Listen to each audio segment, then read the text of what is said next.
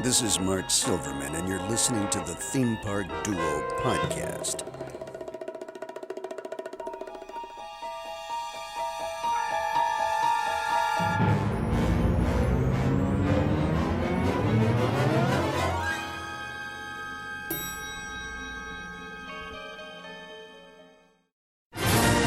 And welcome to the Theme Park Duo podcast. Grab your park map, churro, and hop in line with us as we take you on a coast-to-coast adventure through the world of theme parks, haunts, conventions, and more. Now, here's your hosts, Nikki and Gabriel. Hello, everybody. Welcome to episode 12 of the Theme Park Duo podcast. And this is another special episode because it is on location at the Midsummer Scream event. Oh yeah, by the way, my name's Gabe and she's Nikki as well. Oh just in case you missed that. But it's totally fine. That happened last time too, but you forgot me. Oh yeah. Yeah. Yeah, but I'm more important, so it's fine, right? Oh yeah, you're right. Oh my god, you look so sad. I'm so sorry, you look so sad. Don't do that anymore. I apologize. Okay, I won't be fake sad anymore. As Nikki said, we were at the Midsummer Scream Halloween Festival this past weekend, and we had a freaking blast. And you're about to hear a lot of that stuff that we did all weekend long. Yeah, just like our D23 episode, we recorded everything as it happened, and we have a lot of fun guests that popped in and joined us from time to time. So it's gonna be a treat. Yeah, and as last time, I think we kind of like left the surprise up, didn't we? Didn't we not say like who actually was coming in? Do we think we should like let people know who came in this time? No. You don't. Oh, you're so mean. Why don't you want to let people know? Because I think it'll be fun. Can I drop one? Can I drop one? Yeah. Okay, Rick West joined us. He's creative director of Midsummer Scream. He joined us for a brief moment. Gave us a fun new nickname to call him by. Yeah. Yeah. Exactly. We'll leave You'll it find at that. out. Yeah. And then you can hashtag that name, and anytime he's feeling like he needs to look up himself, he could hashtag that name, and then we could call him that from now on.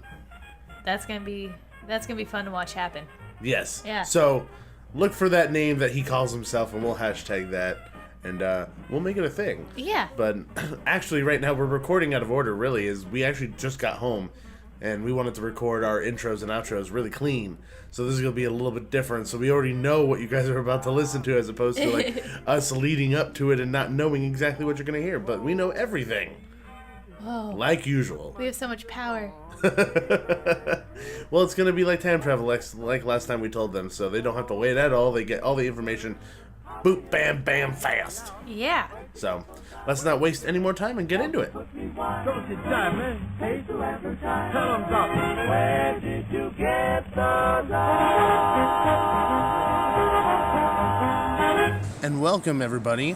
We're here at Midsummer Scream. Another live on location podcast. Woo, I hope you liked it last time because we're doing it again. I hope you like background noise because it's wonderful. So we're here. We're going to be spending the weekend at Midsummer Scream, as you probably heard in the intro. There's a lot of freaking things to do at this stupid convention. It's wonderful. It's not stupid. No, yeah, it is wonderful. It's not definitely 100% not stupid. I'm more frustrated because there's so many things I want to see and do, and I guarantee you there's not enough time in one day to go see and do everything. Yeah, definitely not. Especially with all the panels we want to see. We'll be going to a Tower of Terror panel, then we're going to, what's next? Tower of Terror panel, Knott Scary Farm, Queen Mary's Dark Harbor, Six Flags Fright Fest is all today, and they're almost all just back to back to back to back. Yes. And it's insanity. And we're going to go see them all, hopefully. We might end up skipping out on one. We'll see what happens, just because we want to see the show floor a little bit. Yeah. We do. We know there's a lot of different vendors that are going to be here. They're going to have a lot of celebrities here signing stuff. Kane Hodder, who played Jason Voorhees, is going to be here, and a few other people. We're just really, really anxious to get in. Like, on the way in, when we were driving, we were listening to Halloween music to get into the vibe, and that just got us even more pumped. And then once we got here, because we're staying on the Queen Mary, we got even more pumped after that. Oh, it's so spooky. It was too spooky. It was too spooky for me. We kind of, like, we got in bed and we didn't open our eyes or look around the room because we were too afraid to see ghosts. No, ghosts. It's too spooky. No, it's spooky. But yeah, so we're really excited. We'll bring you guys back once we come out of the Tower of Terror panel, which has Mark Silverman, the voice of Rod Serling, in the Tower of Terror. So that's pretty awesome. We'll bring you guys back and we'll tell you all about it in a bit. Yeah, see you later.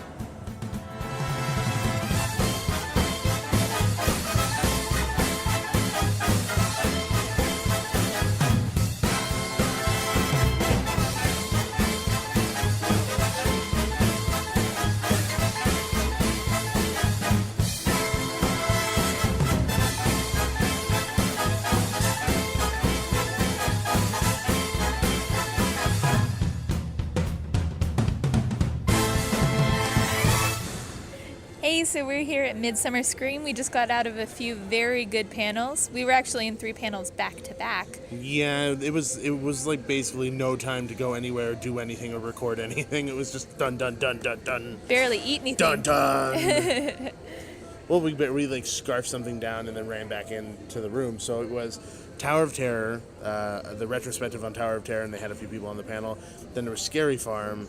Then after Scary Farm was Fright Fest, and then we finally had a break. Yeah, and actually walk around. Yeah, we walked around on the show floor and we did a whole bunch of stuff. But let's talk about the panels first. Yeah, so first one that we did today was the Tower of Terror panel, which, by the way, had an awesome opening by the Midsummer crew. They like rose from the ground like people from the grave. Yeah, it was actually really fun. It was rather epic. Yeah, it was. And so that's how they opened the whole convention, really. It wasn't just for the Tower of Terror panel. So yeah.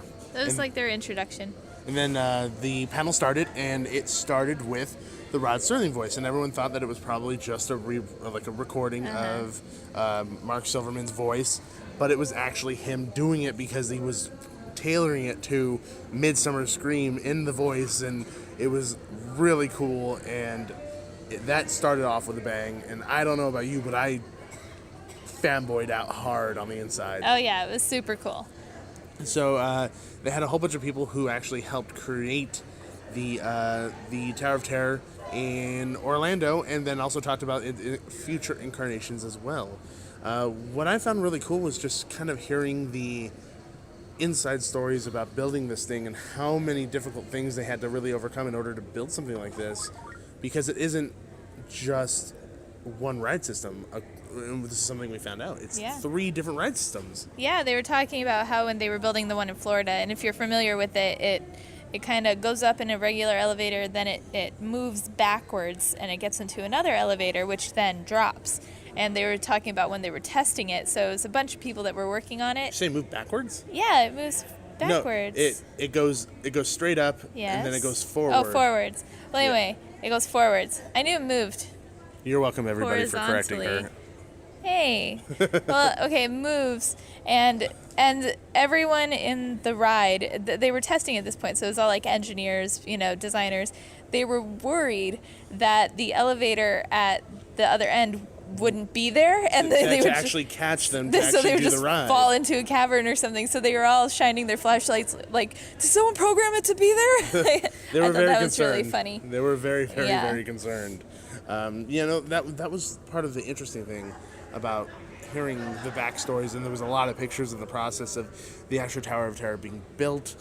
This really weird photo of Bozo, the clown, being there too. Yeah. And there was like an odd story behind that.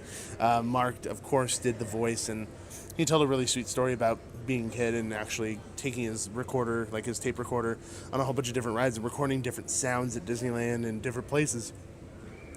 And then when he did this ride, which for him was like a big deal because he loved Disney, he loved Twilight's on Tower of Terror, he loved all these different things, and then finally he went on the ride when it opened, like when the kind of big ceremony happened, and he brought his recorder to record it, and he thought it was so weird recording himself in an attraction. That was a fun story. Yeah, so altogether I think the Tower of Terror panel was actually a really good thing to start with, and that was just geeky fanboyness all across the board. Yeah, it made me a little like Mission Breakout kind of took away my sadness for losing Tower of Terror, but being in that panel and hearing it again, it kind of brought back my sadness a little. Yeah, a little bit, just like all the little bits and pieces that were so different than Orlando's and kind of what made ours unique here in California and hearing it did make me sad. I was like, I missed that. Yeah. Like, because we had the mirror and Orlando didn't have the mirror, and that made me really sad. Yeah, to so he said hear the little bit. part. Yeah, he said, wave goodbye to the real world. Yeah. Yeah. Because now you're a permanent resident of the Twilight Zone. Yeah. And as you guys heard, the intro of the show, he was able to do a small little bit piece. Unfortunately, I actually did interview the people who actually designed the ride and created the ride, but my mic wasn't working, so it recorded nothing. Wah, wah. What was that? Wah, wah. Exactly. So I was really upset, but I did get to talk to Mark, and I did get some audio from him, so hopefully you guys enjoy that. Hey everyone, this is Gabe here, and I'm with Mark Silverman, the voice of Tower of Terror, and Rod Serling himself. Hello, great to be here. And just quickly, because I know there's a long line of people here, how does it feel being a part of an attraction that has, affected so many people, and so many people look up to you for something that is just considered your day job, something you normally do? It's incredible. A job you do 25 years ago almost that people remember and get very excited about. But I completely understand that because I was obsessed with Disneyland and Pirates of the Caribbean my entire life, so it completely makes sense to me. And so, for some people, this is their very first thrill ride, and it's a voice that terrorizes them. And to think that people have nightmares because of your voice, that must feel pretty good sometimes, right? I like it. They can think about it as they drift off to sleep. Well, thank you so much for taking the time to speak to me. All right. And then after the Tower of Terror panel, actually, we headed to the Not Scary Farm one, which was the one that we both were looking forward to the most. Yes. It was a lot of fun. It was short, but it was fun. Yeah, it felt like they basically took a panel that normally is an hour and trimmed every unnecessary bit and just said, this is what we're doing. This is how we're doing it. Are you excited? Here's a little other news. Thanks for coming. Yeah. Which... It was 3 announcements. It was, because they announced Trick or Treat Lights Out, which is going to be a whole redesign of the Trick or Treat maze that's over behind Ghost Rider. Yeah. Kind of near the back area. A whole redesign where they're going to have a flashlight that they control, and they're going to be able to turn it on and off throughout the attraction. A whole new sound design, whole new characters with like these weird new tricksters and things like that. You guys could see those pictures on our Twitter, Theme Park Duo on Twitter. They announced that. What else did they announce? They announced that Cassandra Peterson will be returning as Elvira, but for her last year. And people got really upset. Yeah, and then they announced that Fright Lane will include Fast Lane. So that means when you go and you get the front of the line, that means you'll be able to do the rides and the mazes front of the line, which is great. You know what I just thought about that they didn't even mention? What? They didn't call it Skeleton Key. Not once. They didn't. They did not call it Skeleton Key. They just called it Fright Lane. Are they getting rid of Skeleton Keys? Or maybe they're saving that announcement for their own event. A very good possibility that they're saving it, but it was interesting that they didn't call it Skeleton Key at all. Because usually it's Fright Lane with Skeleton Key. Yeah. So maybe it's 2 separate things now again, because it used to be separate, I think. I may be wrong on that, actually, but no one listen to me. I'm full of nonsense. Well, stay tuned. We'll know August 31st. Yeah, so that's we'll something. Post it. That's something that they posted. Is August 31st is the pass holder preview for Not Scary Farm, where they're going to reveal everything. Yeah, so we'll know for sure if Skeleton Key is coming back on August 31st. Exactly. And then after that, we actually went to the Six Flags panel. And lucky for us, one of our friends just walked up here. This is the magic of editing and the magic of podcasting. Everything is separate and its own entity, and then you could put it all together, and it seems like something interesting that people want to listen to, and I don't know why. But anyway, we have our friend here, Gregg from Park Journey. Hey, Theme Park Duo family. I'm more than one person, apparently, and then there's Nikki. I'm here too. I count all my chubby digits as family members. They are sentient. They are sentient. As I was told, they're not chubby digits, they're luxurious fingers. That's what I was told. Who told you that? That wasn't me. It was Jeremiah Heckles on Twitter. He told me that. Because I said I had fat fingers. Anyway, we're getting way off topic here, people. Thanks a lot, Greg. This is what happens when someone joins. Go back to Park Journey. You invited me, so. That's a good point. I was the one who caused my own problems. Anyway, moving forward. So Six Flags actually announced a lot of information. Nikki's looking at her watch like, when's Gabe going to stop? Stick to the topic. So they actually announced a lot of information, a lot more than I actually expected. I expected maybe to hold back a little bit and kind of announce some a little bit later, but they just let everything out of the bag. Yeah, pretty much. I mean, other than the details of the new maze, but if you read between the lines, it's replacing the Garden of Darkness on Exile Hill. Yeah. But what the maze actually is, they didn't really get into too many details, which was nice. So Yeah. Well, now she's looking at her watch when I'm talking. Oh no, I got a text message. And the name of that maze, the new maze that they're actually doing, is called Dead End. And you are correct. It was very obvious that if you read between the lines and they're saying that it has something to do with the Willoughby family, come on, it's going Guardian of Darkness, which was the weakest of everything that was up in that area of the park. So, and everything else that's already returning would be, Red's Revenge, Chupacabra, Willoughby's Resurrected, Vault 666, Aftermath 2, Toys of Terror. Those all are returning mazes. And then they unleashed a crazy amount of monsters on us that just bombarded the theater. Yeah, that was. I mean, the Magic Mountain always has the really awesome monsters and awesome makeup, and they always try to make them a part of every event. And Peaches got up on stage and tried to take over the show, which was awesome. Peaches the Clown ate a panel member, according to the story. Yeah, right. So, and that was fun. Nikki, you didn't know who Peaches was, did you? I did know who Peaches was. You did? Yeah. You looked at me like you were like, who is that I forgot clown? his name. But yeah, so other than that, they also announced that the Suicide Squad experience will be coming back to DC Universe at Fright Fest, which means we'll have Killer Croc and Harley Quinn and the Joker and all of those, Katana, back for photo ops and everything. And actually during Midsummer Scream, they have them at their booth the entire time for photo ops. They also announced that there's going to be a new, correct me if I'm wrong, scare zone, kind of right outside the new Justice League ride, and that's where Peaches is going to be now. Yes, they did announce a brand new scare zone. It's called Damned and Disguised. Change before your eyes. Yeah, and apparently it's gonna change throughout the night to where it's more fun and then scary. And then from what I was talking with some of the park staff after at their booth inside, and basically the makeup they're gonna do, depending on the lighting, it's gonna change. So it's tiered makeup in a way. I guess. Obviously Scott Ramp is a genius at what he does, so he's figuring it out. But so basically, the way when the light changes in the scare zone, the makeup's gonna look totally different. So it could be something like with Peaches, for example, it could be something clowny, and then they change the lights and it's maybe a little bit more gory or something. Yeah. So yeah, it's gonna be really interesting to see. I mean, if they could pull it off, it's gonna be awesome. And what I was telling some of the staff over there at the booth actually was that having such a interactive and overall changing area will drag a lot of people there. And then also because in the area they have that Metro District pub, Right. which is going to be their VIP lounge area for their new VIP thing. So people are going to look at that and say, I don't know what that is, but I want to be a part of it. Tell me how I could be a part of that, which is a great selling point for a product. So, and I'm excited for kind of the ever-changing look of a scare zone, because you tend to go around the park a lot and you just make your rounds and then you finally come to a place that's brand new every single time. That sounds like a lot of fun. And I'm looking forward to Scott Ramp's ingenious makeup. I figure maybe they'll do some type of glow-in-the-dark mixture in the paint that they're using so that you can't see any difference, but then when the lighting does change, it'll start glowing in the different designs or something creepy along that lines.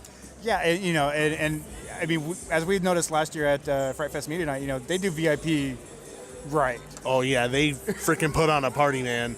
Nikki was sitting with her drink and just staring off longingly, and she's just like, I love my life. Yeah. So you were happy. True story. And if the VIP is even a tenth of that, it's going to be amazing. Well worth whatever it is going to cost or whatever. But yeah, and I like that they're kind of taking, because there are truly ghost stories about Magic Mountain going back 45 years. I mean, there really are. So, and I've been to the park after closing sometimes, and you'll notice things going on, and you always see raccoons, of course, but so that they're actually bringing that into the event is, I think, ingenious. So it's hopefully it'll be awesome. I mean, it's going to be awesome, but hopefully people will actually take the time to check it out, and I think it's going to be a really cool addition. No, me too. I think that'll be really fun. It seems like they're kind of almost taking a book out of a page out of Queen Mary's book and actually doing an actual real ghost tour, which to me is completely terrifying, because it isn't just a person in makeup. It isn't just a maze or a scare zone. This is something that is considered, quote, real, if you believe in that sort of thing, and that could be really scary. I mean, Nikki and I are staying on the Queen Mary tonight, and we were terrified just walking up and down those lone hallways. So I can't imagine actually going to places where people are like, hey, I personally had an experience where you're standing, which is scary in and of itself. And whatever the price point is for that, I guarantee you it's probably going to be actually worth it, because I actually think that Fright Fest is, I think they underprice themselves sometimes for what they're actually giving. I did too. So I think just based on that, I think the price point's actually going to be a lot lower than we're expecting, when they could actually probably raise their prices and make a lot more money. Yeah, I think it's going to obviously depend on supply and demand. So if there's a huge waiting list and stuff like that, they can adjust it maybe depending on the night as well. But yeah, I mean the event, we saw in the thing, they're extending the event by 2 whole days this year. They actually found out last year like they didn't open on Halloween, and there were people showing up at the park like wanting to go to Fright Fest on Halloween, and like they were closed. Why wouldn't you be open on Halloween? Like, you're a Halloween event. Why would you not be open on Halloween? I didn't know that happened. That's really funny. Yeah. Well, now they're going to be open, so thank God. So now they're actually open on Halloween this year. So, but yeah, we were there the 30th last year, and I mean it was just slam packed. So we were all pretty shocked that they weren't open the following night. So I think it's staying open Halloween no matter what day of the week is kind of you have to these days. Yeah, exactly. And after talking with a lot of the different people at their booth, which I'm going to play the interview after this, it really sounds like they're excited, really, really, really excited about this year, because there's a lot of new different things that are happening, and something that really stepping out of their bounds of their comfort zone, really, for Six Flags. And I'm really excited about that, because I like whenever an event steps outside their bounds and tries something new, because even if it turns out bad, it's like, okay, cool, these people aren't afraid of change. They're not afraid of doing something extremely different and uncomfortable at times. I didn't have anything to say. I don't know why you passed me the mic. I did it because you didn't have anything to say. Oh, you set me up for failure. Pretty much. I like doing that every now and again, because I put the mic in her face and she's like, what is it? This will all be edited out, of course. He might leave it in. No, I'm totally This is leaving that staying in. in? Yeah, that's not going anywhere. Half the time, whenever Nikki does something silly, I don't cut it out because it's too good it's too good to take it out, and people end up messaging me like, Nikki's hilarious. So I can't really take it out because the fans enjoy it. So anyway, so if you notice a change in sound from earlier, it's because we actually had to move into the Terrace Theater where the main panels actually happen, because they were going to have the Queen Mary's Dark Harbor 2017 panel in here, and we're just getting prepped and seated to make sure that we can catch all this, which I'm really excited for, because as mentioned, we're staying on the Queen Mary tonight, and you could see all of the prep work going on for Dark Harbor when you're sitting up at the elevator waiting. Yeah, you can see. Well, we parked and I was like, "Is that Dead Rise? I see Dead Rise." It was so funny. Yeah, so it's really fun to actually see the process, because I'm never at Queen Mary when they're actually building their stuff. So it's really fun to see everything start to come up, and people are talking about it, people are excited, and we were walking around the hallways looking for B340 and trying to find creepy stuff. Yeah, I mean, Dark Harbor is obviously one of our favorite events of the year. I mean, just the talent is so good. They've had the same talent, for years, and they're so like ingrained in their characters. And, I'm sure we'll see some of them, in this presentation as well. But, it's just such a, almost like a kickback, relaxed event, but just so fun. And, it's just amazing. And then obviously the ship itself is, scary enough as it is, even without, mazes. As much money as Universal Studios has, they can never create Replicate it. something like the Queen Mary, where they have a natural setting, which is terrifying alone before putting anybody in it. Right. And then once you start putting monsters around corners, and sometimes they don't even put thematic music, it's literally the water Just hitting quiet, the ship and quiet. It's terrifying. I mean, I've had the monsters, follow me throughout the entire maze because there's nobody else in the maze, and like, it's the same, but they have that freedom to do that there. They're not just jumping out of a door every 5 seconds. They have the freedom to interact, and it's so great. Yeah. And Nikki, I don't know if you remember this, but I'm pretty sure you remember this. Last year we were at Queen Mary. We were in Lullaby, and we were going up a set of stairs that was kind of near the middle of the actual maze. And Scary Mary, one of the Scary Marys, actually separated Nikki and me. So Nikki went with the whole group that we were in, and she held me back and said, I want to play with you. And then once everybody was gone, I had to walk through that thing by myself. And that was probably one of the most terrifying things that I've done at Queen Mary. And I just left you behind. I just kept going. Hey, I got some really good photos, so I was very, very excited and very happy. So yes, Nikki is right. We should wrap this up. We're about to do the Queen Mary's Dark Harbor panel, and we'll get you guys after.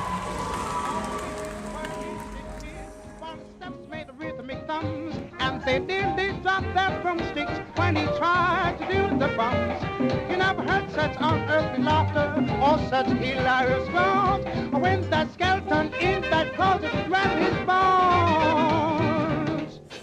Hello, everybody. Gabriel back here, and I'm with Mark Wing and Zach Moore from Six Flags Fright Fest over at Magic Mountain.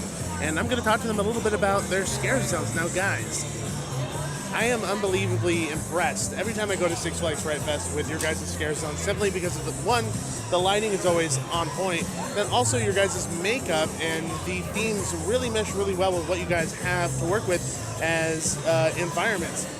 Now, when you guys start to think of your themes for your scare zones, how do you kind of work that in with the terrain that you guys have? Because you guys are very unique, because you have the big hill in the middle, i.e. Magic Mountain. How do you guys work with that? I'll be honest, it's a challenge, but we utilize the existing foliage, obviously trees, depending on what's called the attractions that are around it. We incorporate that, obviously, into the theme. Obviously, some places are darker than others, so UV areas work well in great wooded areas. Our new area that we announced today, actually, Midsummer Scream, is actually going to be a metropolis. So if you're familiar with the new metropolis area, it's very wide, very vast. So we're going to be utilizing, definitely, and Zach, correct me, definitely a lot of architectural lighting and stuff like that that will create color washes and effects, obviously. So. And how is that difficult for you, being the lighting designer? Well, Metropolis is a very vast area. There's not a lot of buildings or places to really hide lighting behind, so we're actually going with a party theme. So you're going to a party in Metropolis that becomes twisted, which allows us the conceptual place to put lights theatrically in an area where it makes sense as being there for a party, but we can also do some very naughty things with them as the night goes on. And that's sort of the whole game about that, is that it's an area that changes constantly as the night goes on. It's not one thing if you're there. It's one thing, then it's another, then it's a third thing. It's unique in that perspective, that it's always going to be a little bit different every time you come back. And have you ever had instances where your terrain and things like that have inspired your scare zones, and you wouldn't have thought of it unless you spent the time there and just walking around during the day? And yes, during the day it's very different, but have you ever been inspired by what you've actually had there at Six Flags? Definitely. Our Nightmares area is our key area. It's heavily wooded, so taking that fantasy theme, your old fairy tale type concept, Hans Christian Andersen, the Grimm brothers, obviously, and then incorporating scenic pieces and lighting that actually brings that to life. And then working with Mr. Ramp, this was many years ago, almost 10 years ago, we created Nightmares.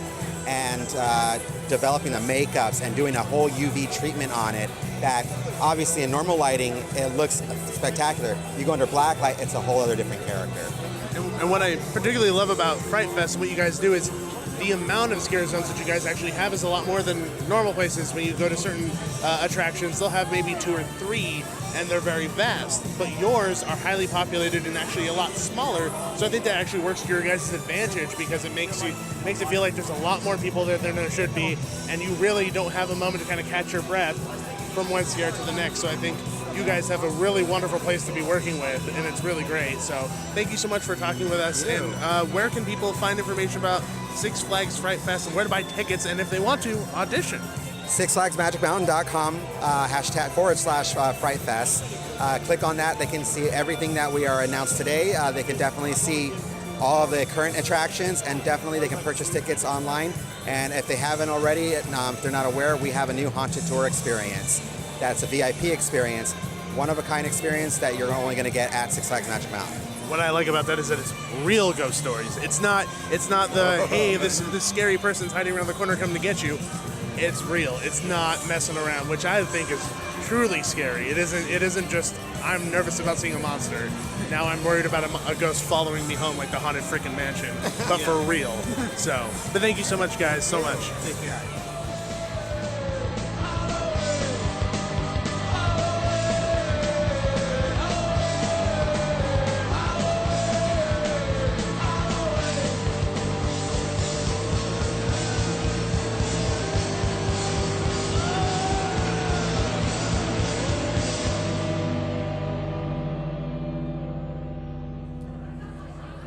And we're back, everybody. When we left, we were just sitting down to watch the panel for the Queen Mary's Dark Harbor, and it was loads of fun.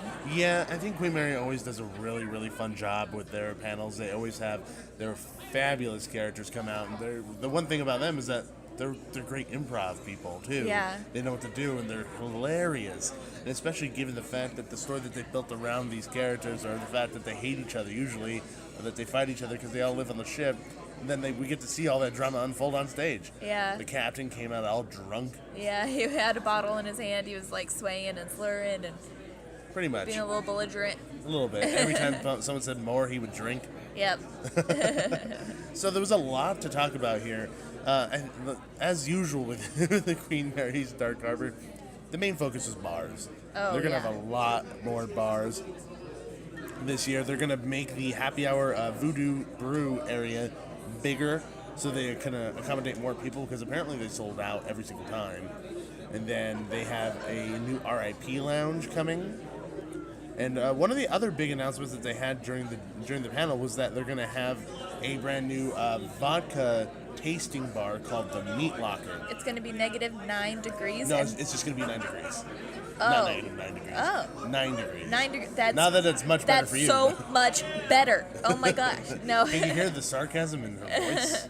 Well, they did say they give you parkas at the door. Yeah, they give you parkas and stuff like that, so you taste the vodka in a cold atmosphere, which is cool. I mean, I don't know if they're going to hang fake meat or not, Oh, they might. just because it's called the Meat Locker. Yeah. So, like, why?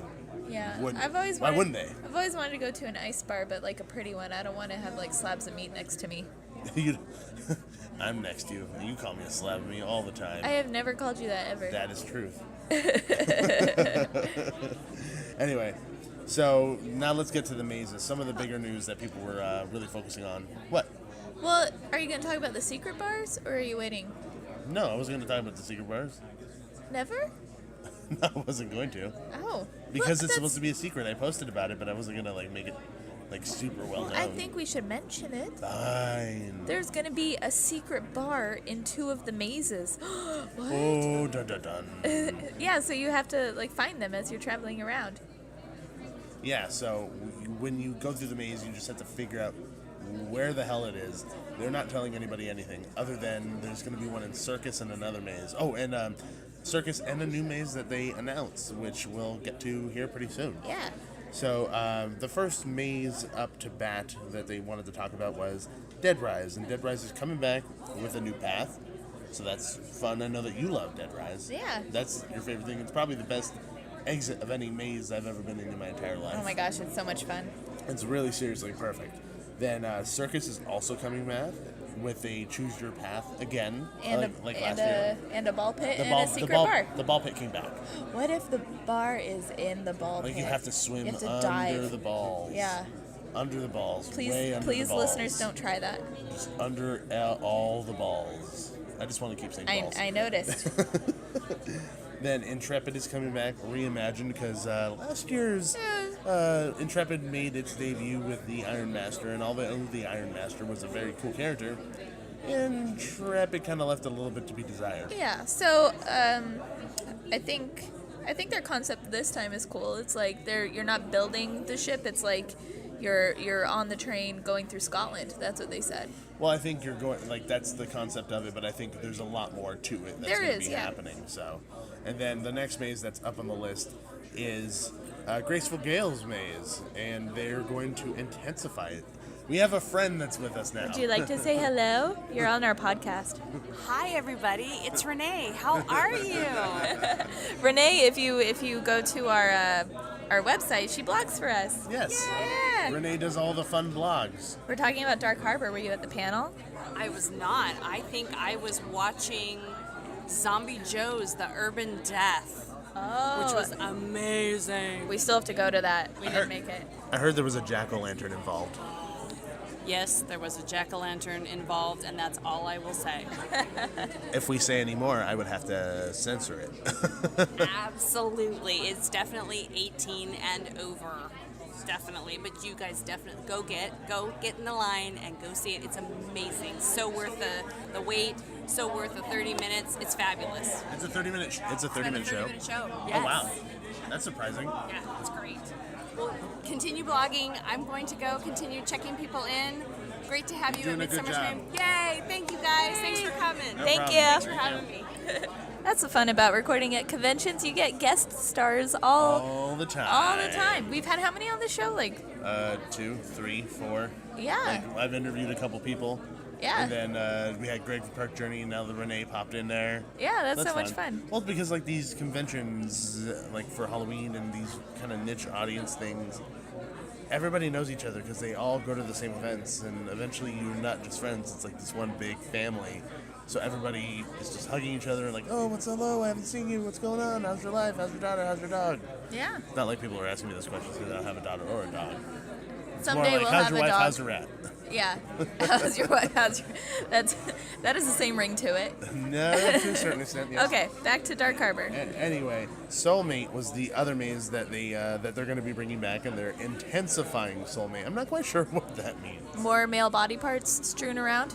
And they're just going to slap dildos to all the walls. Oh my gosh. Because it's Soulmate. She's building a Soulmate. She needs to make sure it has the right anatomy. Yeah, I mean, in all the years that Soulmate's been here, she has never constructed that anatomy that true. we have seen. I've never seen that personally. So imagine like those big bubble walls that you have to walk through. Just imagine a really tight hallway with all of them just sticking out of the walls and just like slapping you in the face as you walk my gosh. by. Okay. That's intense. I really hope that doesn't happen. No, please, oh God, no. But I liked Soulmate last year. That was actually one of the creepier mazes, and it takes place on the ship, Yeah. which is even scarier.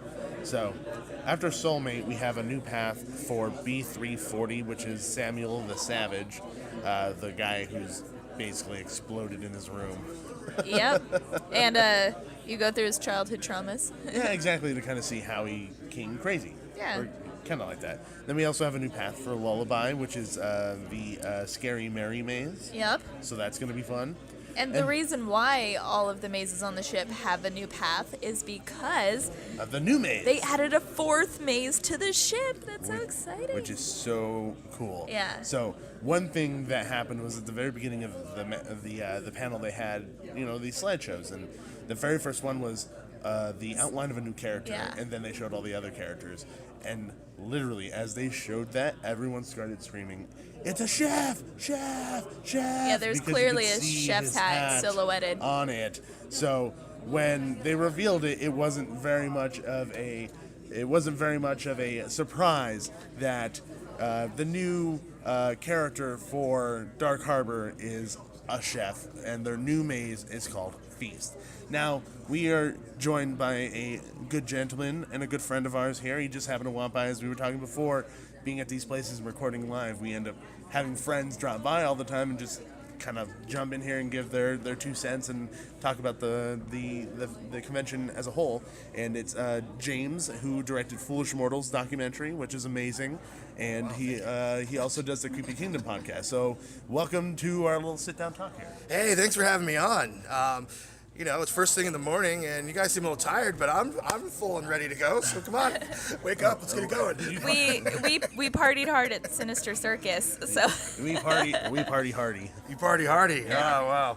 But you were in the Queen Mary panel. What do you think about Feast, the new maze?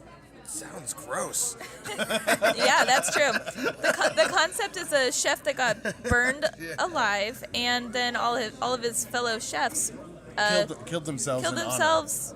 They burned themselves too. So because that's what you do when your leader dies. Clearly, you burn yourself alive. As a tribute, I will burn myself to honor your memory. The one thing, I don't know if you guys mentioned it because I don't know what you said as I just walked by, but I guess they said some rooms are going to be super hot and some's going to be like really cold, so go through like freezer, go through an oven. Oh, I don't even remember them saying that. Yeah. So that's that kind of makes me nervous. So that's exciting. Oh yeah.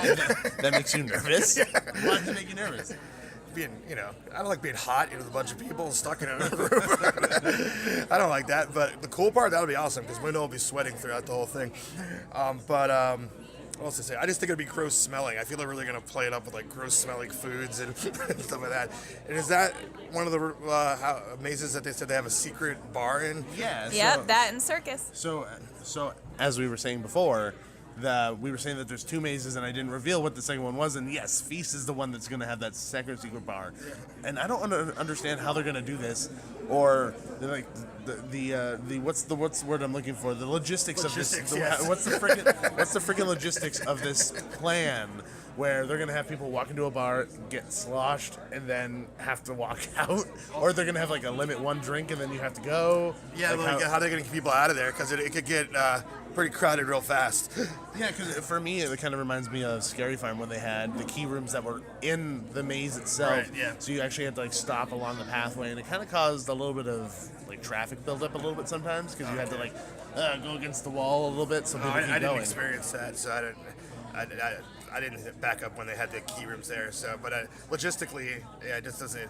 It'll be interesting, and it's really exciting that they're overall with the Dark Harbor panel. It seems like they're bringing back familiar mazes, but that they're adding new pathways, and they're kind of building on the stories, which is really cool. It's not like just doing the same thing every year.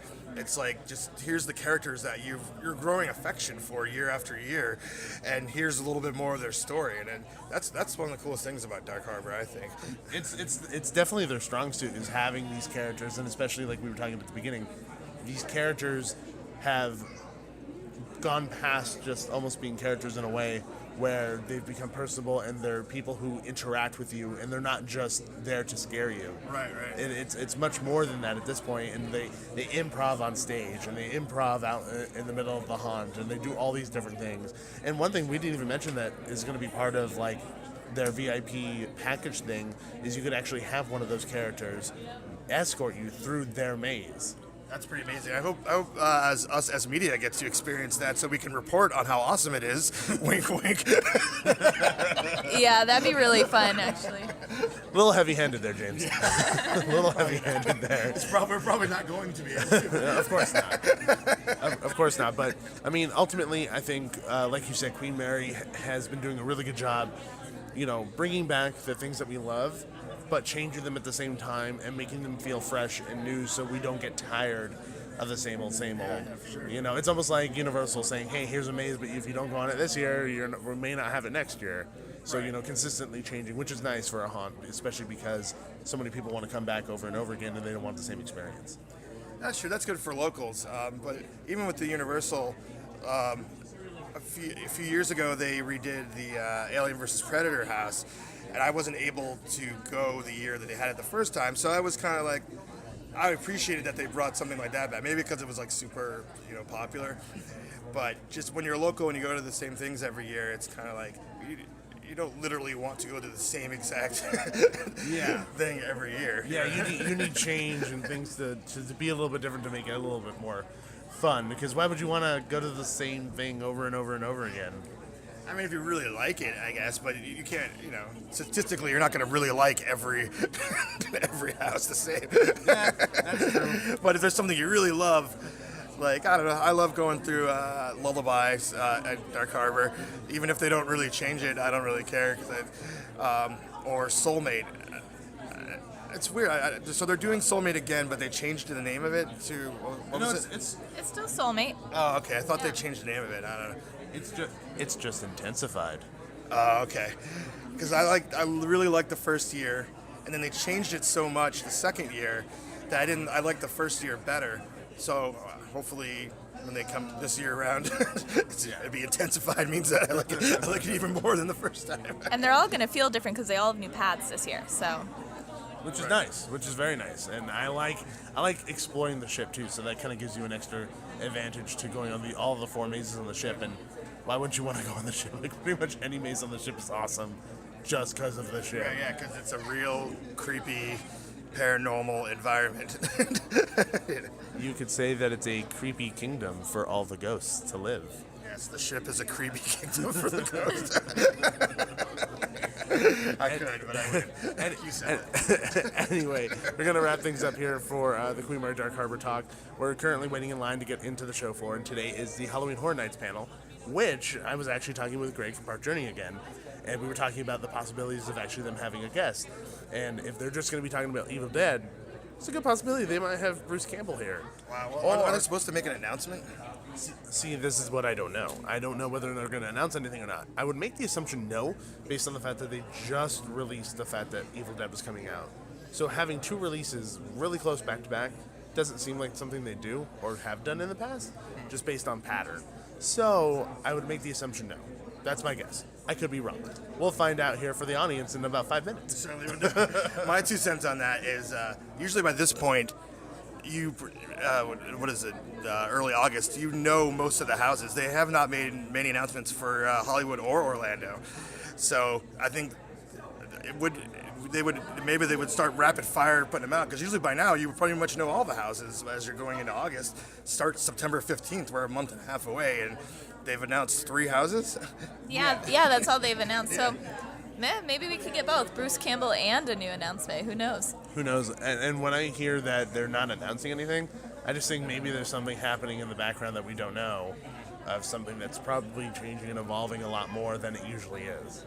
Right. That's my guess. Well, I'm just every time I'm asked about Hollywood Horror Nights houses for this year to anyone, I just put it out there in the world. And hopefully, the secret, you put it out there and it comes back to you. Or whatever. I don't care what coast. I want a Stranger Things house. Oh my gosh. That'd be so much fun. I want that now too. I didn't even know I wanted it. Yeah, I really want an It house really bad. Yeah, I think you're probably going to get it. I think that's a high rumor about It. But Stranger Things is a long shot. But just because I've never heard any rumors about it. Not because, like you said, it's a perfect environment to want to walk through. Oh yeah, you could go in the upside down. Oh my gosh. And go through the house with the lights, the Christmas lights, and there's like something coming through the wall. Yeah. There's so many opportunities. It's like it was made to be Halloween Horror Nights.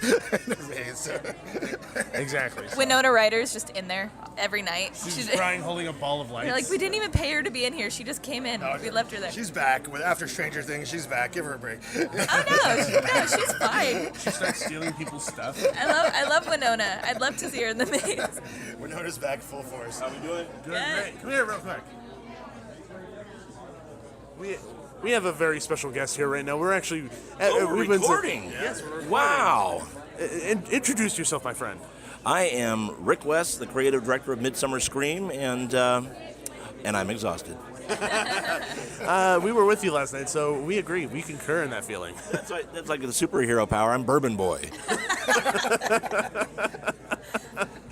Yeah. So last night's party was a little insane and really, really fun. Yeah, really packed. But we were just talking about the event as a whole and just how much the event is actually delivering on all points, at least for us personally, really addressing everything in the Halloween spectrum, and we've been loving it every single moment. Great. Well, thank you so much.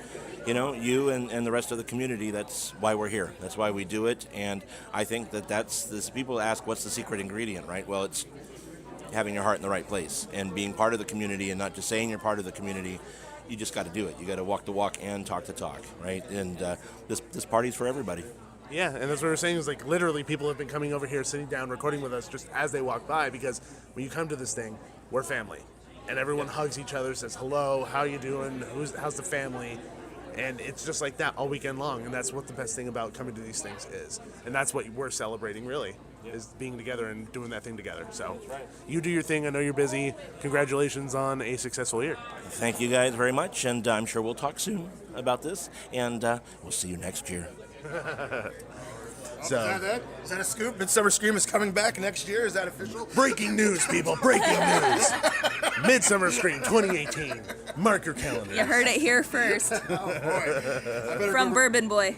From Bourbon Boy. I better go record my podcast real quick. We need to create some photo, like Photoshop something of Rick's face on like Robin and just have Bourbon Boy written on the front of it. That would be amazing. Create that. The Masked Wonder Bourbon Boy. He'll drink your bourbon and not save you. What more do you want? But I think what the listeners want is to get these the response from the Halloween Horror Nights panel that you're going to be jumping to right now, right? Correct. Yep. Let's not hesitate any longer, and let's get some information from the Halloween Horror Nights panel. See ya. Outside my window, Halloween spooks behind the tree. I wish that the children could see but I can't find them for the life of me. And there's Halloween spooks outside my window.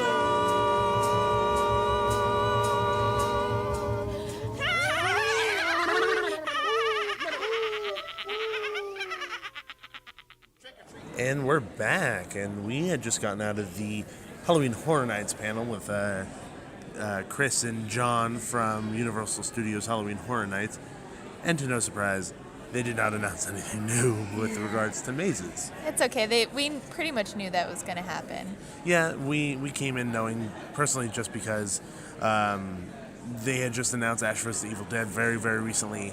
So I figured they wouldn't announce anything new. But what they did do is they went through a lot of details of The Shining as well as Ash vs. Evil Dead, which is really, really nice. They did. Usually, like in the past, they focused on like one maze and one maze only. So we did get more than we usually do.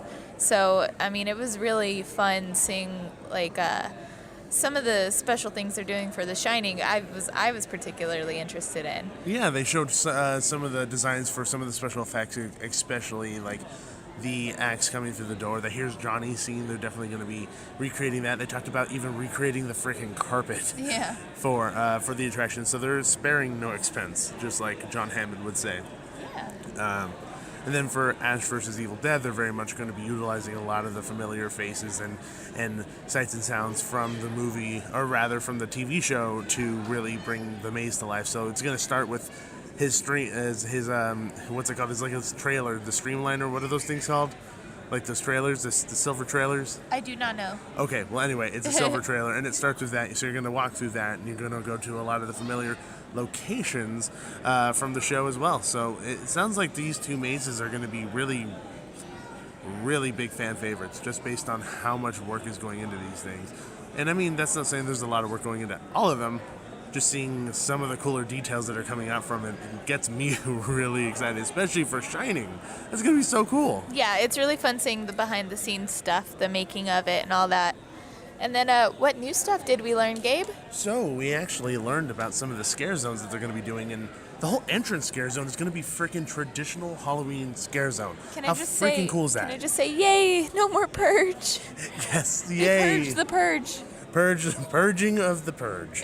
Yes, and I'm so excited to get something like strikingly different than the Purge and anything else that really has been there. So we're gonna have, characters running around with pumpkins on their heads and scarecrows and like a stilt walker that looks like a skeleton. So we're gonna get really cool traditional Classic Halloween. Halloween and the Halloween Horror Nights style. So they're gonna have like sheet ghosts, but they're creepy as hell. Yeah. So we're going to get some cool stuff like that. They talked about the Metro Set Scare Zone, which last year was also the Purge.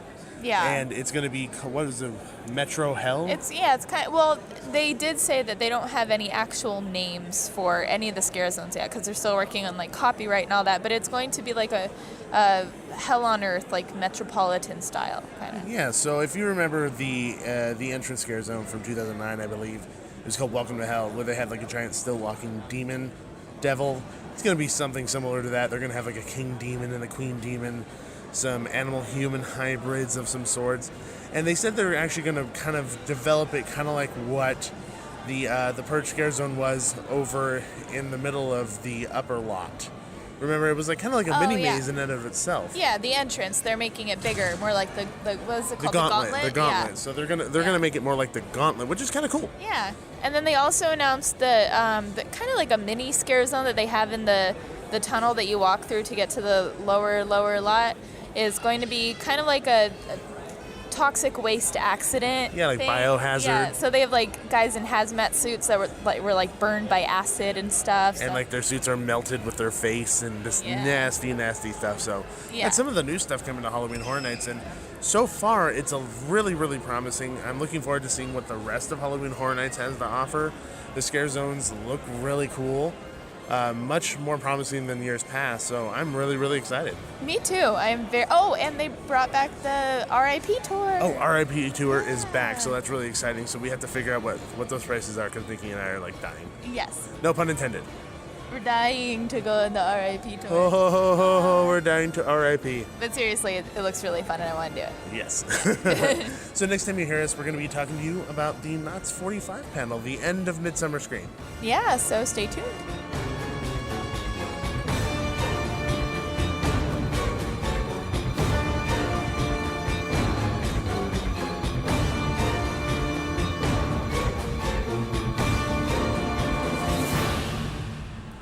So we're back, guys. We just got out of the Knott 45 panel here at Midsummer Scream, kicking it off right at the end, just ending with a bang, and it was pretty incredible. And we actually have a guest today. We have Doug Barnes from the Season Pass podcast. Welcome. Hey, I'm kicking it off at the end of the podcast here, right? Is that you end on the high note? That's what it is.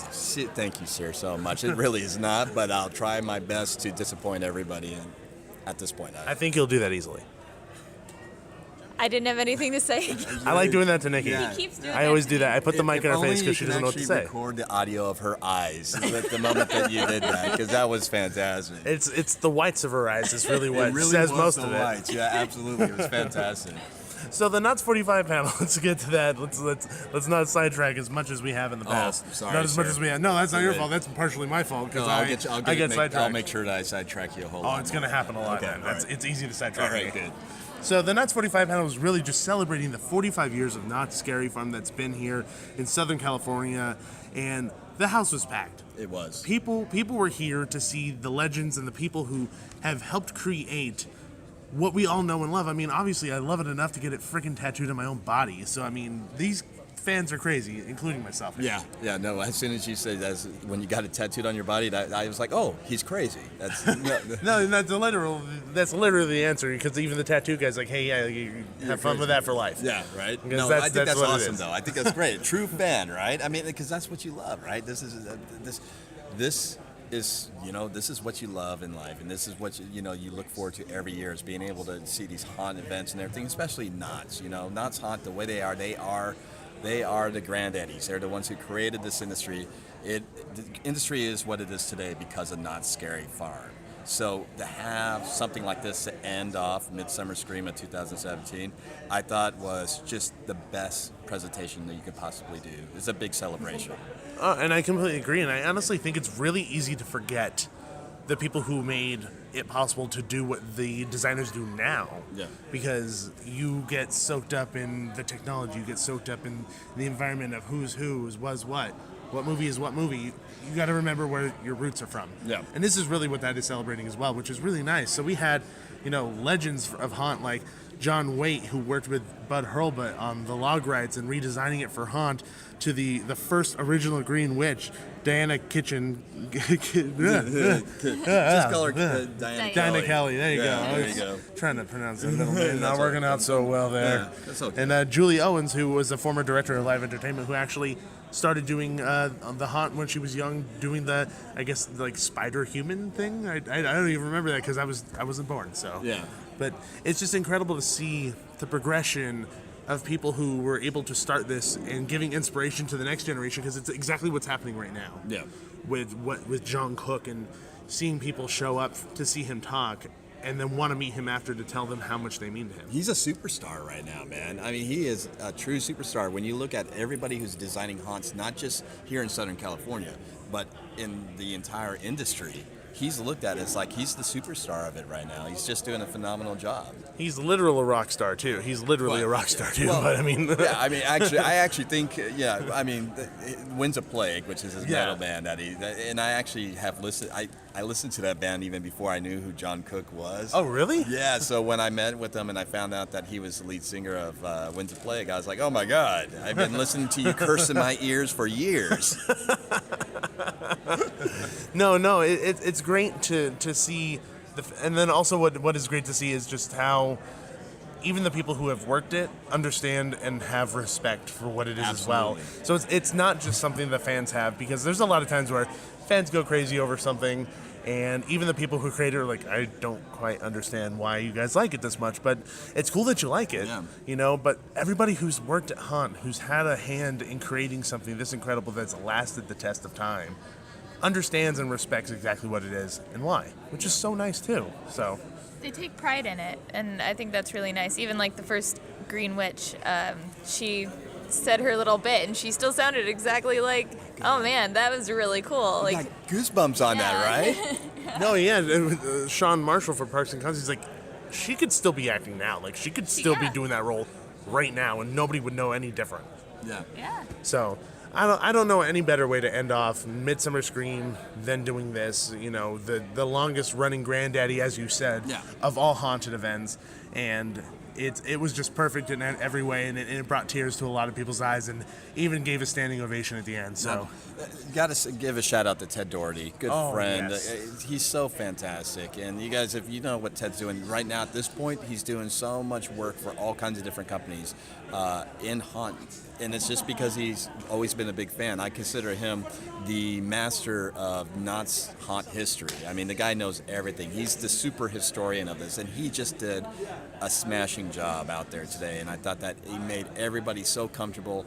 It was such an affable presentation, and Ted was a big part of that. Oh yeah, and thank you for bringing that up. Also, just mainly because like a lot of it too, outside of the knowledge base that he has, being able to navigate really that whole panel, because what was there like? It was a rotating panel, so Yeah. there was 3 shifts, if you will, of guest speakers.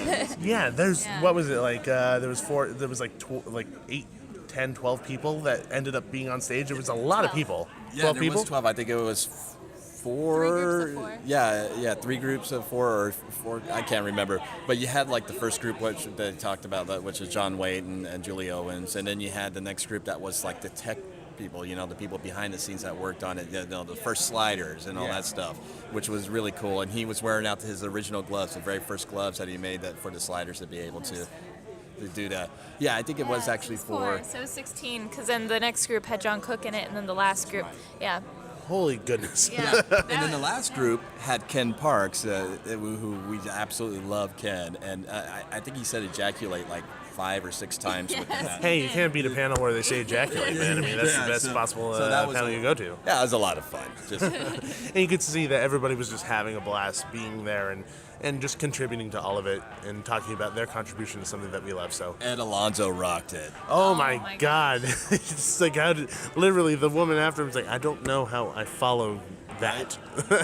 Yeah, he was just telling his story about working at basically his history at Not Scary Farm, and how he started off at like a really, really crappy stage and then working his way to the Charles M. Schultz Theater. So it was just so much fun. And Cassandra Peterson did say that this is her last year as Elvira, so come home, Ed. I did like that he said that with Ken Parks sitting right on the other end of that panel. Right. So it's like, hey, hint, hint, wink, wink. Yeah. So, but anyways, thank you so much for joining us, Doug. Oh, absolutely. Seriously, I seriously want to bring you on for a longer episode. Sure. I know that you live very far away, so we'll have to Skype or do whatever. Sure, and then I just keep on forgetting stuff all the time, which is I do that for my own shows. So don't worry. I'm in the same boat. Okay. She's my calendar book and everything. I'm trying to make excuses on your podcast right now, so when people hear it, it's like, oh, he's full of excuses. Well, don't worry. We'll eventually plan it. It'll happen. Thank you so much for joining, and make sure everybody to listen to the Season Pass podcast. Incredible. If you want to hear Robert Coker scream, this is the show to listen to. Yep, that's it. This is the Season Pass podcast, because it's just good, and hear him cuss as well. Yeah, and you should listen to the Haunt episodes when he does that even more. That's always the best. So, thank you so much, my friend. Scream and cuss. Thank you so much. You'll catch on in a flash. Then you can monster mash. Mash. You impetuous young boy. Mash good.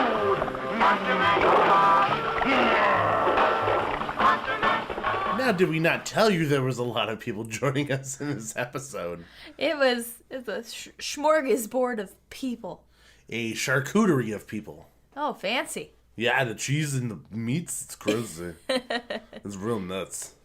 Of course, we know what that word is just because we live in Silver Lake. Charcuterie. Charcuterie. Oh, so fancy. Like, if you say it too fast, it sounds like it's shark-cuterie. Like, I don't know, that sounds real weird. It sounds like something a shark should not be doing. Oh, stay away from sharks. They're just dangerous in general. Yeah. We have went way off topic like usual. This is real bad. We're tired. Yeah, we're extremely tired. It's the end of the night. We are here back from Midsummer Scream, kind of trying to get back to normal. It's just like there was really so much to do and so much to see that we were really running all over the place, doing everything. But with that being said, altogether, I think that compared to other conventions that we've been to, it is a lot more relaxed. Yeah. Which is nice. Well, yeah, more relaxed than most conventions, but there was fun parts too. Well, I mean, there's fun and relaxed. Those are two completely separate things. It wasn't, the whole thing was fun. It wasn't stressful. It was exactly. It was easygoing. Exactly. Like I never felt pressured to get anywhere on time, run or skip things, and do all this stuff. Of course, there's things that you're not going to see just based on your preference of things, but I never once felt the pressure to run somewhere like I have at Comic-Con, WonderCon, D23. Yeah. You know, I never felt that once here, which was great. And altogether, I think the event as a whole was a rousing success. Definitely. Significantly leaps and bounds better than last year's outing, which took, 6 months to put together? Yeah. And last year's was great, too. So this is just plussing an already great event. So. And honestly, you could tell by the amount of people that showed up. Yeah. I mean, there were so many people. And I even told Rick this when I saw him. I was like, I was really worried. Because we were leaving to the panel at the Terrace Theater, and there was a line wrapping around the building almost already of people trying to get into the convention. And I was really concerned about the amount of people that were going to be on the floor and just how condensed that's going to get. And it seemed to work itself out and just had enough things to keep people kind of dispersed, so it never once felt overwhelming. Yeah, we never felt stressed or like too, sardined in anywhere. More or less, those moments happen when idiots decide, hey, I'm going to stop with my stroller in this 6-foot wide lane of people. Yeah, well, yeah, you get that everywhere. Theme parks, conventions, sidewalks. So. If you didn't understand my sarcasm, don't freaking do that. Just move to the side. Don't just stop and have a conversation in the middle of an aisle when there are people walking behind you. It's a little pet peeve, but And honestly, like with every growing con, there are things and places and room for them to improve. Yeah. And I think that comes along with Midsummer Scream. There are a couple things that they could definitely improve upon. Yeah, every year you figure out what works, what doesn't, and then you change it for next year. Exactly. And for us, at least, I felt like the only few hiccups that we really encountered the entire weekend was really a little bit of miscommunication at the beginning with staff not knowing where to put people and where people to go and just kind of how to handle them. And this is strictly from a press perspective because General Admission had a very dedicated line. There was a line that said press front of the line, but the person who was at the front of that line holding that sign didn't understand that press was supposed to go there as well. He was actually sending us somewhere else. Yeah, so we were a little lost at the beginning, but we figured out what line we needed to be in eventually. Pretty much, and that's such a minuscule problem to have. I mean, if that's some of the problems you're going to have, you should be happy with your event. Other than that, I think they could have used a few more bag check security area. Yeah. I think that it would have benefited that, help speed up the line, really get people through and in the door, stuff like that. I really can't think of anything else that really bothered me about the event.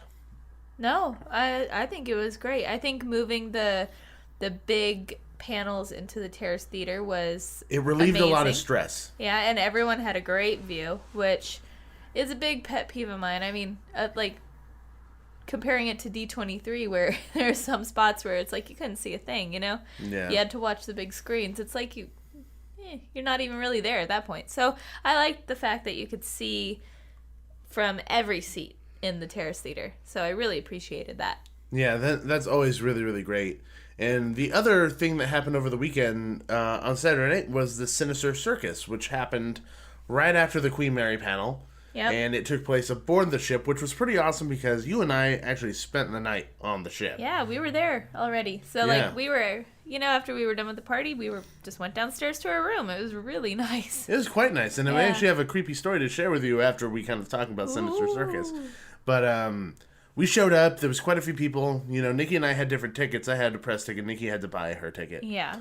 But it was easy enough getting in. And when we got up to the top, we should say that we had an easy time getting in because we showed up early. Because it did get a little backed up, but people were waiting a little bit too long to get in if they showed up around 10 or so, so. Yeah. So, I mean, we were there right when it opened up, so that's what I was saying. When we went up, there was nobody there. and there was all the monsters dancing and having a good time. And, that was so much fun. You know, Every the bars monster were open. All the monsters were there. They had the spinning tube set up so you could walk through that and get disoriented. There's a hookah lounge. A hookah lounge, and they also had kind of like this fog room that you walk through, and there was a monster kind of scaring people, which was really fun. Like you said, the issue came into with how many people showed up versus how much room there was. Yeah, I just feel like it was a bit oversold for the amount of space allocated for the event. We were just above deck, in kind of a small area. We were at the highest you can go. Yeah. At that point, you're like right by the smokestacks, so we were all the way up there. And I think if they were to have that many people, not literally physically cut them in half, but like take away half of the people that were there. Yeah. I think that would have been an adequate amount, because at the level of which people were there, it felt like a sardine can. A little and bit. just getting drinks were difficult, and having a drink without spilling it was difficult. With that being said, I know that there was a lot of people who actually didn't even get in. Yeah. I knew that there was that issue happening there, which isn't really a Midsummer Scream issue. It's really, I think it's a Queen Mary issue. And they throw phenomenal parties, like hands down, no questions asked. Those parties are great. Oh, yeah. But the issue is that not everyone who bought a ticket got to enjoy it. So they oversold it a bit, which, you live, you learn. They'll figure out. And when you're then when you're in the event, you find ways to enjoy it anyway. Like, we had a great time, but we were there early. We got a spot we were happy with. We were just hanging out with our great friends, so we had a great time personally, and we thought it was a great party. Mm-hmm. And honestly, like, I think it's just also mindset at times. Like, if you let yourself get angry about this situation, if you're already in there, then it's only going to spiral downhill from that part. Because, for us, like, yes, it's annoying that there's that many people. Yes, it really sucks that we're not moving anywhere. Yes, it should be less people, but you make the best of your situation. Exactly. If you're there to have fun, figure out how to have fun. That's what we ended up doing. We sat down and had hookah and had a really, really nice conversation with Jimmy, Mud the Magnificent, and Kevin from Nightmare on Fear Street. Yeah, like I Subscribe, said, by the way. we were, yeah, oh yeah, definitely subscribe to Nightmare on Fear Street, and just go check out Mud the Magician anywhere you can. I know he's at Mud the Magnificent. Oh, I said Mud the Magician. Mud the Magnificent. Well, he is a magician. So yeah, go find out where he's gonna be and go listen to Mud the Magicians. He's real good. I do not sound You like sound that. drunk. I'm offended. I'm sound drunk. tired. Anyway, I love magic. Anyway, go find Mud. Come in half, Mud. He's awesome. Yeah, so like I said, we were surrounded by great friends, and I'm ignoring Gabe right now. Yeah, you clearly ignored me. We were surrounded by great friends. We had a great time, and like Gabe said, you just have to look on the bright side, because I was the first hour I was waiting for them to fix the card scanner. You literally waited 45 minutes for a tequila flight because you had to get tickets to get your drinks, and the card reader was broken. So I waited, like, the whole first hour was a wash, because I was just waiting for a ticket to go get my tequila flight. But I didn't let that bum me out for the rest of the night. I had a great time. So it's a different story for the people that didn't get in.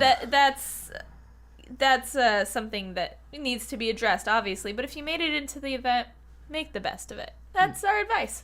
Pretty much. Yeah. I mean, overall, we had a really, really, really fun time at Sinister Circus, and just being able to interact with all the characters, and while having a nice drink and while having a good time with your friends was really, really fun. Yeah. It was a great idea. I really love it, and I'm hoping that maybe next time they'll have it come back, but kind of limit the tickets, or either put it in a really bigger area for the ship. Yeah. Maybe that area for the ship was really the only spot they could put it that was a little bit distanced away from the general public. Maybe.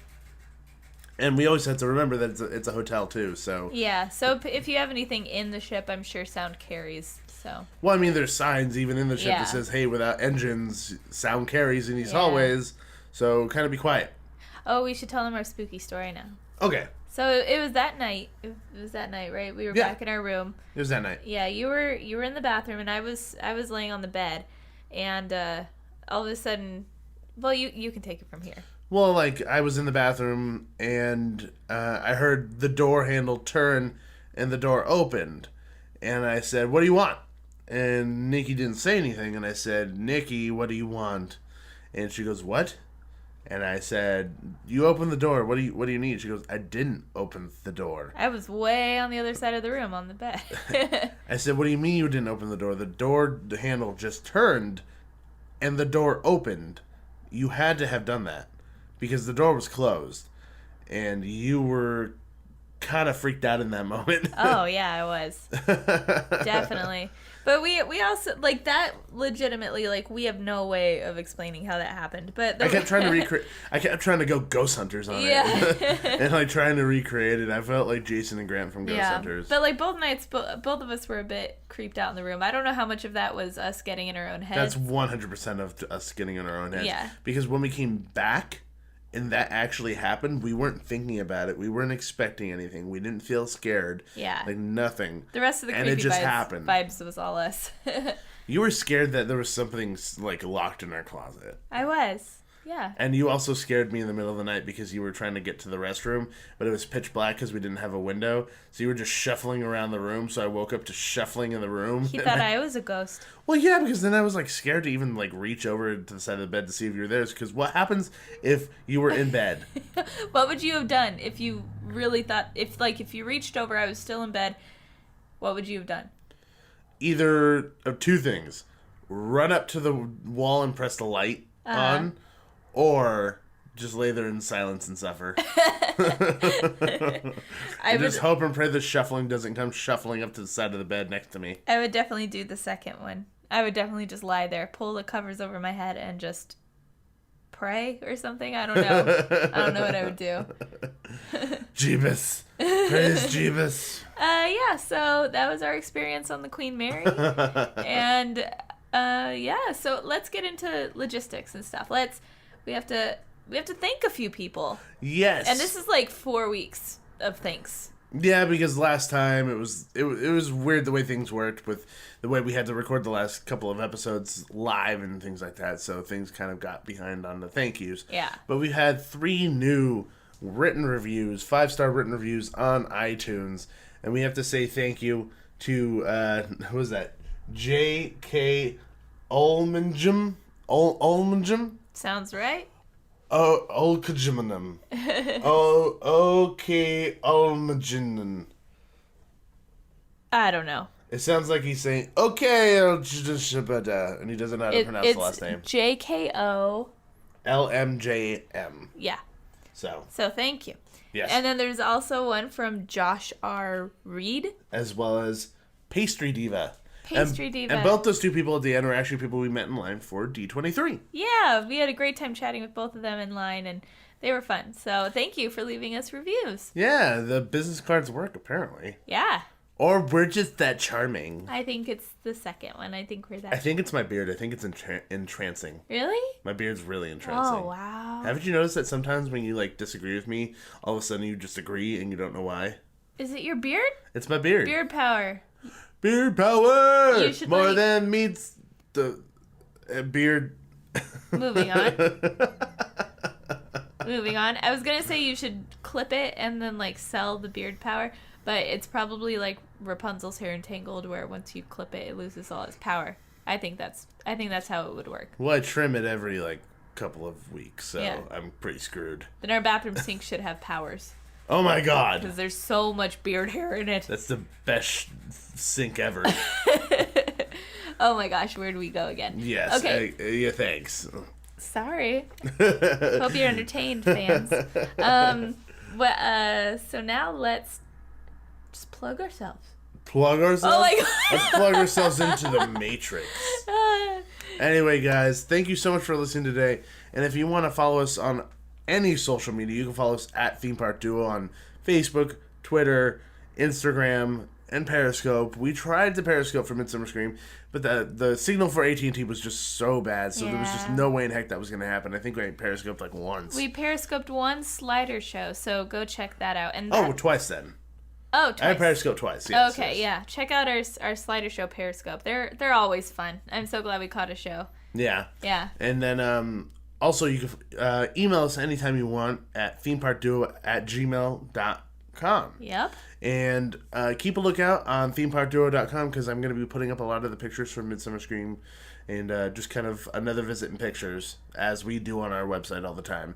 So hopefully that'll go up in the next couple of days from when you're listening to this, which is the 30th right now. So hopefully it'll be up by the 31st or the 1st. So crossing my fingers on that. There's a lot of work to be done in the next couple of days. Yep, definitely. So first, before we end, I would really love to say thank you to the creative team behind Midsummer Scream for having created such an incredible event for us weirdos who love Halloween and are dorks about Halloween and covering all facets of that love. And I just can't express my gratitude more. Yeah, thank you so much for all your hard work. It really paid off. It really showed how much you care.